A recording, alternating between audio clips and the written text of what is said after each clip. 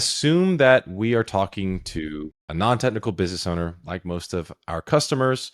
Maybe they're in their like late 30s or 40s into their 60s, and they're just trying to understand the first part of what is AI? What is a large language model? Explain it to me like I'm five. Sure. Well, if I was going to explain this to someone like they're five, or maybe we'll say fifth grade, computers are like calculators, right? They do really, really good with hard numbers.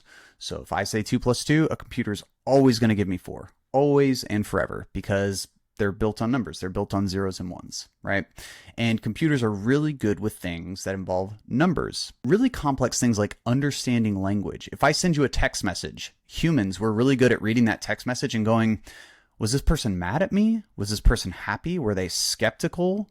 We can take in the context of how the conversation was going, and we can look at, did they type in all caps? And our brains were able to just kind of figure out that, like, this person was upset with me, or they were surprised. Computers historically are very bad at that. This is an oversimplification, but you understand that, like, computers really good with numbers, not good with soft things that typically involve language or inference or summarization, drawing from multiple contexts. LLMs sit in that space. Large language models, or AI as most people call it, sits in that space of the gray areas of things that traditionally computers were not good at. And sometimes that's super useful, because if I want to put an entire email thread into a large language model and I want to say summarize this, it's actually really good at that.